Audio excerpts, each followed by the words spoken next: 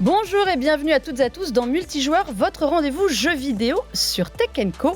Eh bien, les vacances sont enfin là, pour nous aussi bientôt quand même. Donc, on vous livre une dernière petite émission, l'occasion surtout pour nous de faire le bilan de la première partie de l'année. Ça a été chargé, on va voir si ça l'a été vraiment de bonne qualité. En tout cas, j'ai deux super invités pour parler de ça. Et tout d'abord, Julien Chiez. Comment ça va, Julien ? Salut Melinda, ça va bien ? Ben écoute, ça me fait plaisir de te voir là. Bah moi aussi, franchement, pour parler un petit peu de ce début d'année un peu contrasté. Contrasté, j'aime bien le mot contrasté. Et avec toi, maintenant on va dire quoi, un vieux de la vieille de l'émission. Comment ça va, Menro ? Eh bien, ça va très bien. Bonjour à tout le monde. Bonjour. Eh bien, on va parler de ce début d'année. Vous allez me donner votre avis. Est-ce que c'est un bon début, un début en douceur, peut mieux faire ? En tout cas, on va revenir sur les temps forts, sur les jeux qui nous ont impressionnés, nos petits coups de cœur, nos grosses déceptions. C'est parti, on démarre avec l'actu à chaud.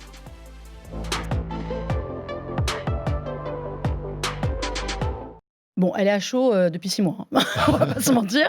Je voulais revenir avec vous, redérouler le début d'année, messieurs, avec déjà une petite partie actu sur 3 temps forts qu'on a isolés de ce début d'année, 3 moments marquants. Tout d'abord, ça a commencé un peu fort dans l'industrie avec des licenciements à gogo, Julien. On va se le dire, au mois de janvier, on a parlé que de ça, Sony, Microsoft avec 1800-1900 personnes, Electronic Arts, tout le monde a dégainé et tout le monde a dégagé surtout. Et malheureusement, en fait, c'était dans la continuité de l'année précédente. Ça veut dire que là, en l'espace de 1 an et demi, parce qu'on est à la mi-temps de cette année 2024, on parle quand même de 20 000 personnes qui ont perdu leur emploi dans l'industrie du jeu vidéo. C'est énorme, c'est sans précédent. Alors évidemment, on pourrait se dire qu'il y a un rattrapage par rapport à ce qui s'était passé dans la période Covid, où ça avait par contre beaucoup embauché. Mais enfin, moi, je ne peux pas faire autrement que de penser quand même à celles et ceux qui, aujourd'hui, dans une industrie qui est tendue, se retrouvent sans emploi. Et je trouve que ça donne quand même un petit peu la teinte, justement, de ce qui se passe dans l'industrie. Et c'est clairement pas très reluisant. Alors, surtout, Menro, il y a eu des licenciements. On sait qu'il y a tous les jeux de 2023 qui aussi ont été terminés. Il y a eu beaucoup de fermetures de studios. On sait que notamment, alors chez Microsoft, on a parlé beaucoup d'Arkane Studio, de Tango Gameworks. Qu'est-ce qui en dit plus, les nombreuses fermetures de studios ou les licenciements ? Les deux vont de pair, malheureusement, j'ai envie de dire. On voit comme ça qu'il y a eu pas mal de fusions, acquisitions. Enfin, il y a eu énormément comme ça de récupération. Et c'est vrai que quand après on se retrouve dans un grand groupe, souvent il y a des postes qui font doublon. Et sous cet argument-là, qui peut être aussi un argument fallacieux, on peut se retrouver avec effectivement des gens qui sont mis sur le carreau. Et c'est quand même assez triste de voir à quel point notre industrie a subi, notre industrie, l'industrie du jeu vidéo en tout cas, a subi de plein fouet ce que j'appelle la bulle du Covid. Moi, à mon échelle, je l'ai vécu du côté du divertissement, des programmes qu'on pouvait avoir en streaming live, et de voir comment est-ce que les choses ont explosé juste après.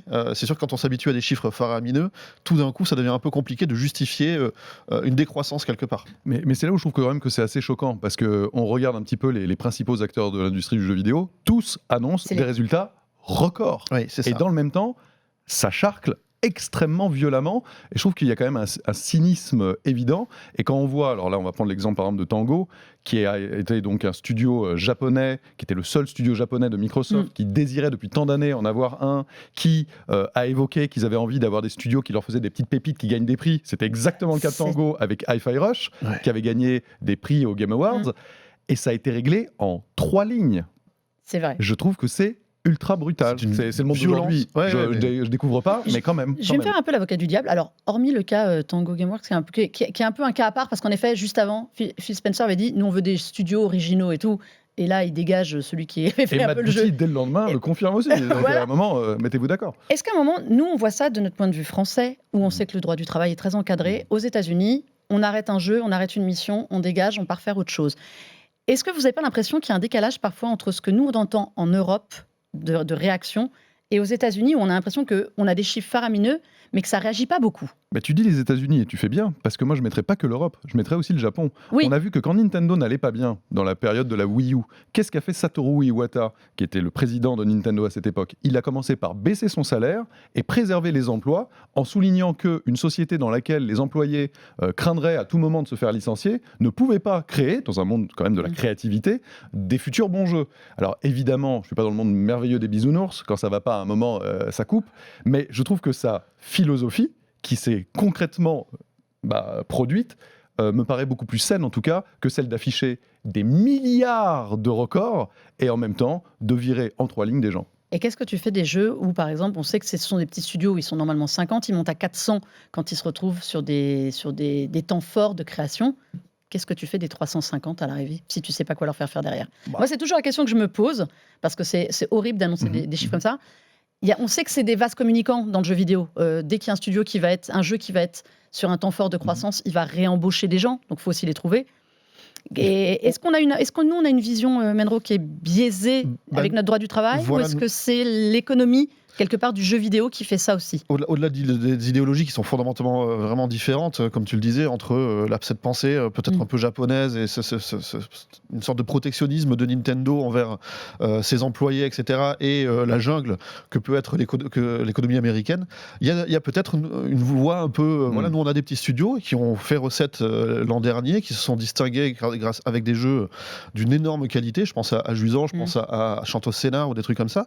Et c'est vrai que nous, on a quelque chose qui est un petit peu plus peut-être agile, le CDD. Les aides de CDD. Non, mais c'est vrai. Et on a les aides, surtout les aides de l'État, qui sont aussi, mine de rien, des contres.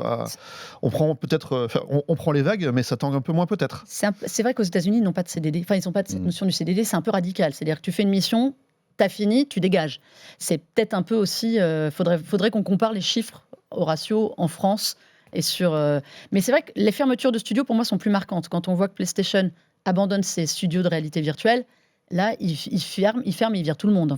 Moi, je crois qu'aujourd'hui, il serait peut-être temps aussi de se dire que dans l'industrie du jeu vidéo, il y a beaucoup trop de jeux et qu'on a beaucoup de plus de choses, etc., mais pas beaucoup de mieux.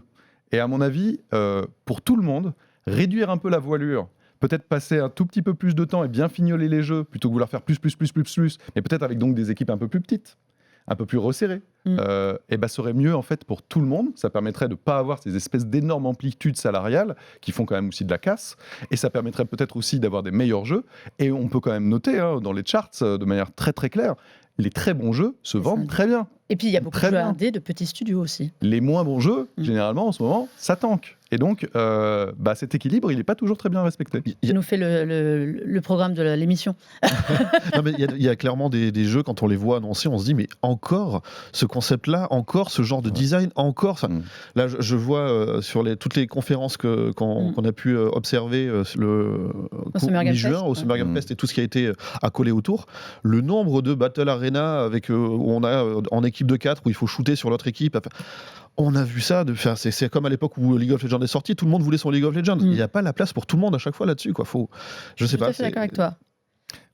Combien de jeux ont été présentés et à la seconde où on les a vus, on s'est tous dit on a déjà vu. Ça marchera jamais. Et, on l'a déjà vu. Et ça n'a pas marché la plupart du temps. Alors évidemment, il y a toujours des contre-exemples, il y a toujours des surprises, des pépites, etc.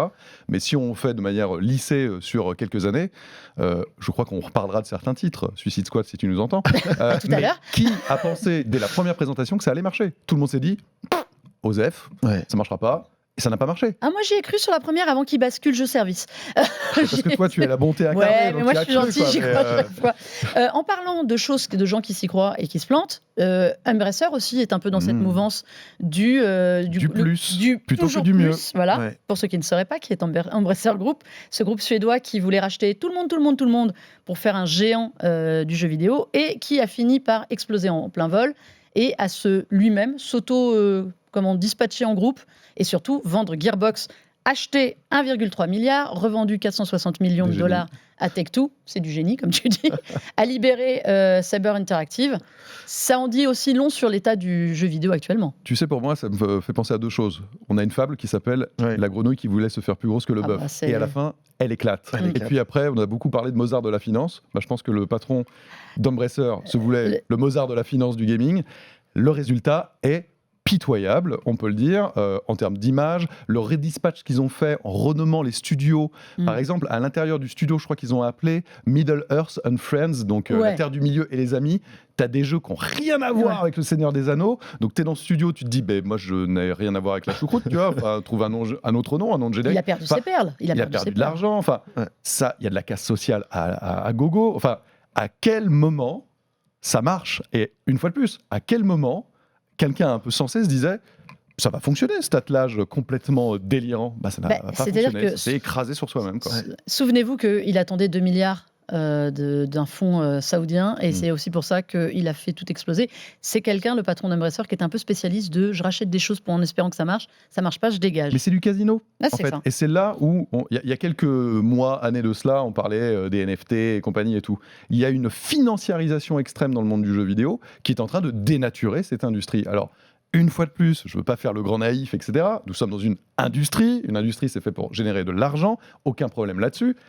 Mais quand ça devient trop extrême, ça se casse la binette. Et là, on est en train d'en payer un peu les pots. Embracer, c'était un peu ça, quand même. Ce monsieur, effectivement, ferait mieux d'aller jouer aux machines à sous s'il veut vraiment se donner le grand frisson, comme ça, mais plutôt que miser sur un cheval, je ne sais pas. Faire un jeu de casino, éventuellement. Oui, voilà, mais arrêter de gérer des sociétés. On le voit beaucoup, ce genre de grands requins de la finance. C'est même pas de la finance, en fait. C'est plus je sais pas. C'est de l'entrepreneuriat. L'entrepreneuriat, mais poussé, oui, à l'extrême. C'est comme le vocodeur. C'est pas mal en soi. Daft Punk s'en sert, mais il faut pas le bout d'un tout moment, le temps à fond. Et à toutes les chansons. J'aime bien le parallèle. J'aime bien le parallèle. Dernier temps fort de ce début d'année, moins fun si on dira, c'est la mort d'Akira Toriyama au mois de mars. Donc le papa de Dragon Ball, de Chrono Trigger, de Dragon Quest, pardon, c'est ça que j'oubliais. Petit jeu. Et Blue Dragon, on en avait parlé, Menro, tu étais là, sur l'impact que ça avait eu sur le jeu vidéo. Alors, c'est paradoxalement une perte qui vraiment a secoué tout le monde. On pourrait se dire, c'est un mangaka, il y en a d'autres. S'il y avait vraiment un impact sur le jeu vidéo fort, d'inspiration. Disons que, alors au Japon particulièrement, la série Dragon Quest, c'est une des séries reines. Nous, en Europe, on a beaucoup plus Final Fantasy. Les Japonais ont la chance d'avoir les deux. Et c'est vrai que pendant très longtemps, ça a été la série vraiment la plus importante. Et effectivement, Akira Toriyama était le chara designer de cette saga-là. Après, évidemment, on se souvient, pour les plus anciens, de Chrono Trigger dont tu as parlé, qui fait partie tout le temps dans les top jeux des JRPG ou des RPG tout court. Grandiose. Voilà, il est tout le temps il se dispute la place avec Final Fantasy 6 et 7 en général. Voilà. Écoutez cet homme, il parle de vérité. Et d'ailleurs, moi je suis en train de refaire le 6, entre parenthèses. Du coup, en fait, ce qui se passe, c'est que on faut pas juste le cantonner à effectivement, c'est le mangaka derrière Dragon Ball. Parce qu'effectivement, c'est une œuvre maîtresse de sa vie, mais il y a aussi Dr. Slump, il y a eu d'autres choses. Il a été remarqué très très jeune. Et c'est surtout c'est l'importance de ce qu'il a créé au-delà du manga Dragon Ball. C'est la façon dont le manga a évolué sous l'impulsion de Toriyama. C'est quand on cite les grands noms comme ça, il y a Osamu Tezuka qui a un petit peu le premier, un peu le père, le Walt Disney. C'est comme ça que souvent on le décrit. C'est celui qui faisait Astro Boy ou plein de mangas très politisés que les gens devraient lire en ce moment. Et du coup, après, il y a ce Akira Toriyama qui explose tout avant ce qu'on appelle le Big Three qui arrive avec Naruto, One Piece, etc. Et tous ces créateurs actuels se réclament de Toriyama dans la dynamique, le rythme de la pagination. Il a réussi à faire un vrai transfert, une évolution majeure, et quelque part, ça a inspiré aussi les créateurs de jeux vidéo. Il n'y a qu'à voir, je ne sais pas si on a fait la liste du nombre de jeux Dragon Ball qui existent, mais elle est faramineuse. Il y en a encore un qui arrive en fin d'année, que moi j'attends de pied ferme. Sparking Zero. Tout à fait. Et voilà, donc oui, Toriyama, c'est ultra, c'est quelqu'un qui a marqué la pop culture, et au-delà de ça, qui a une résonance même dans la culture tout court, quoi. Non. Il est iconique, il a donné au monde de la culture absolument transpartisane, internationale, etc., des choses folles, quoi. Le Kamehameha, même sans avoir regardé Dragon Ball, tu le connais, tu le sais. Ouais. Et puis quand même sur cette année, Sandland, Dragon Ball Sparking Zero, 2 jeux, où on sait qu'il y a Dragon Quest sa patte est là, quoi. Il y a Dragon Quest qui a été annoncé avec un retour en HD 2D. Ça montre à quel point, même sur une année, on va dire, un peu en demi-teinte, il est toujours là de manière totalement linéaire. Donc, il va véritablement manquer, quoi. Voilà. Retrouvez l'épisode de multijoueur. On avait parlé de Sandland avec Menro, qui en parlait avec le même enthousiasme, mais qui avait le droit à plus de temps. Donc, on va parler jeux quand même, parce que dans cette année, pas funky niveau news. Parce que là, pour l'instant, les temps forts, c'est quand même des temps faibles. Ouais, c'est clair. Non, mais on se rend compte à quel point ça donne un peu la teneur de cette année. La teneur de ça. Summer Game Fest, on l'a dit, en demi-teinte. Mais on a quand même eu des jeux pour se faire plaisir. Julien, qu'est-ce que tu retiens de ce début d'année ? Un jeu, attention. Alors, Pour commencer. justement, on va repartir au tout début d'année, parce que souvent on a tendance à oublier, tu vois. Prince of Persia, The Lost Crown, d'Ubisoft. Pour moi, ça a été vraiment une très belle surprise, parce que, je vais être honnête avec vous, la première fois où j'ai vu les images, etc., j'ai fait... Oui, moi j'aime bien Prince of Persia, mais c'était pas celui qu'on attendait. Hein. De direction artistique et de machin et tout, c'était pas forcément mon truc. Et puis j'y ai joué, ce qui est important pour un jeu vidéo quand même. Et là, soudainement, j'ai fait, mais attends, le gameplay est rodé, la technicité sur la plateforme, les petites énigmes, l'ambiance générale, c'est vraiment la patte de Ubisoft Montpellier, qui sont les créateurs des Rayman, et on retrouve vraiment cette excellence dans le gameplay. Donc franchement, allez-y, foncez. Il est disponible partout, ce qui, à mon sens, a peut-être été justement l'une de ses faiblesses, parce que la plateforme lead, c'est la Nintendo Switch, ce qui n'a donc pas permis d'avoir un visuel peut-être un peu plus clinquant. Et c'est vrai qu'aujourd'hui, quelques années après les sorties des PS5 et Xbox Series, on parlait vachement de la claque next-gen et machin, et comme elle tarde un peu à venir, mais que les gens ont investi quand même plus de 500 €, ils ont envie d'avoir ce genre de visuel. Et là... ça va pas du tout là, c'est clair. Voilà. Mais bon, cela dit, moi je trouve que le visuel dans un jeu vidéo est la première chose qu'on oublie lorsque le plaisir manette en main est là.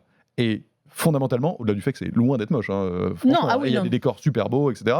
Mais l'ambiance, le gameplay, le game design, le level design est fabuleux. Donc pour moi, ça a été une vraie démonstration de l'excellence de ce qu'est un jeu vidéo. Moi, je recommande aussi, et je trouve que c'est un jeu qui a été sous-coté. Complètement. C'est un excellent jeu, mais comme tu le dis, et j'étais la première à être un peu rebutée par le visuel, la première fois qu'on nous l'avait présenté au Summer Game Fest l'année dernière, il faut le prendre en main. Il faut vraiment le prendre en main, et sur Switch, il tourne excellemment bien. Moi, je l'ai testé sur Switch, mais je ne joue pas sur Switch à ce jeu-là.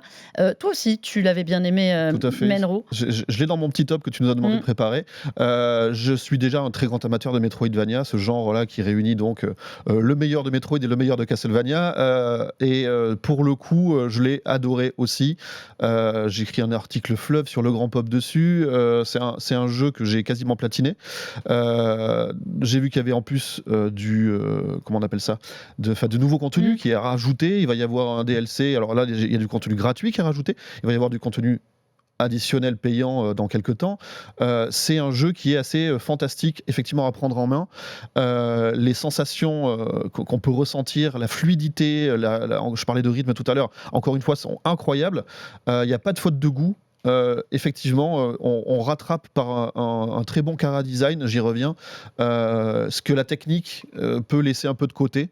C'est vrai que si on s'arrête aux textures et tout ça, des décors, on est vraiment sur des grands ensembles qui peuvent faire penser à des jeux mobiles ou ce genre de choses. Par contre, derrière, il y a une création visuelle, une esthétique qui est vraiment maîtrisée, quoi. Puis le gameplay est pas simple.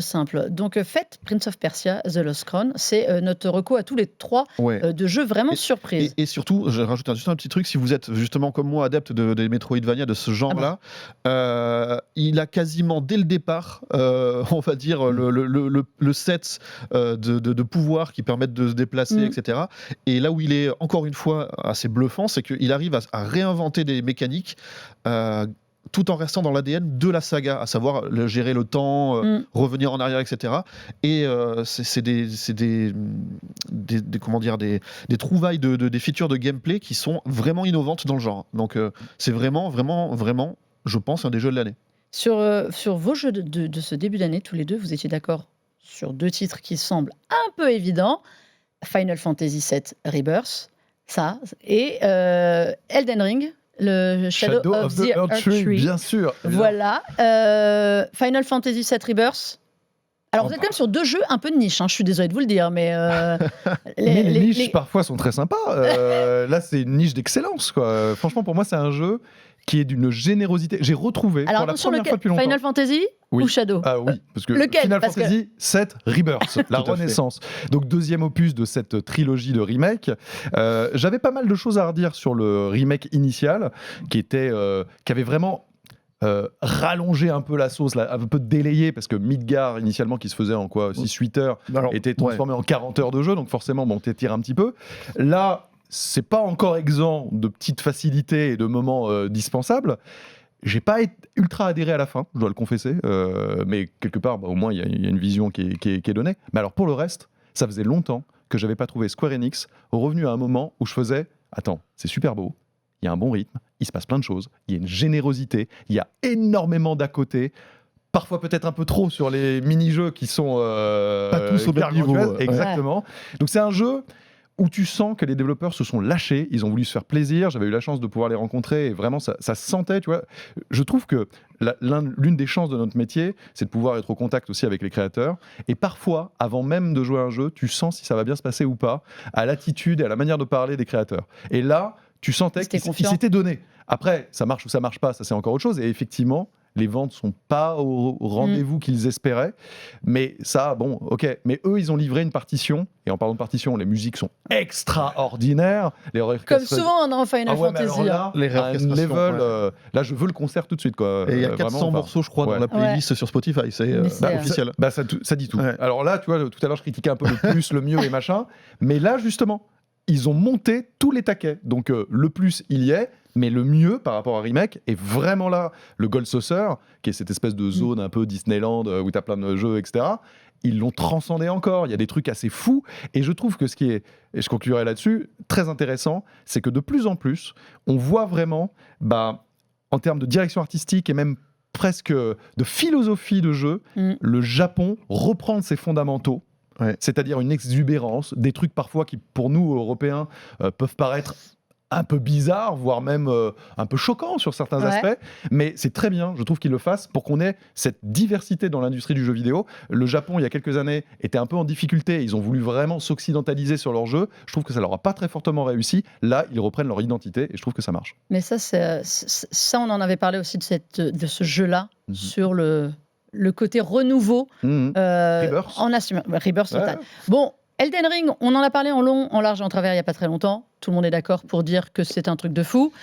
Je voudrais qu'on parle, parce qu'il ne reste pas beaucoup de temps, du jeu sur lequel vous étiez d'accord comme déception, qui est Hellblade 2. Alors, moi, j'en paierai. Senua's Saga, qui pour moi est une claque graphique absolue. Je suis d'accord. Le jeu next-gen qu'on attendait enfin, mais en revanche, l'un comme l'autre, vous n'avez pas été emballé sur le gameplay. J'ai retrouvé exactement ce que je reprochais au premier volet et j'espérais que la hausse de qualité ne soit pas que visuelle mais soit aussi justement dans une compréhension de l'évolution de ce qu'a pu être. Là on a vraiment un sentiment de minimalisme pour rester poli et je ne comprends pas comment est-ce que quand on voit ce qui se passe à côté et les retours qu'il y avait déjà eu sur un premier volet, comment est-ce qu'on peut se cantonner quelque part à du beau, ouais, juste du beau, du magnifique même. Oui, alors par contre, parce que là, sublime. Moi, j'ai jamais pris une claque visuelle aussi impressionnante qu'Hellblade 2. C'est la démonstration enfin de cette fameuse claque next-gen. Là-dessus, il y a aucun problème. Mais je suis d'accord avec Menro. Sur le reste, pour moi, c'est même une régression en fait par rapport au premier opus. Je veux dire, le premier était un jeu globalement indé quoi. Ils avaient leur petit financement en interne, etc. Là, tu te fais racheter par Microsoft.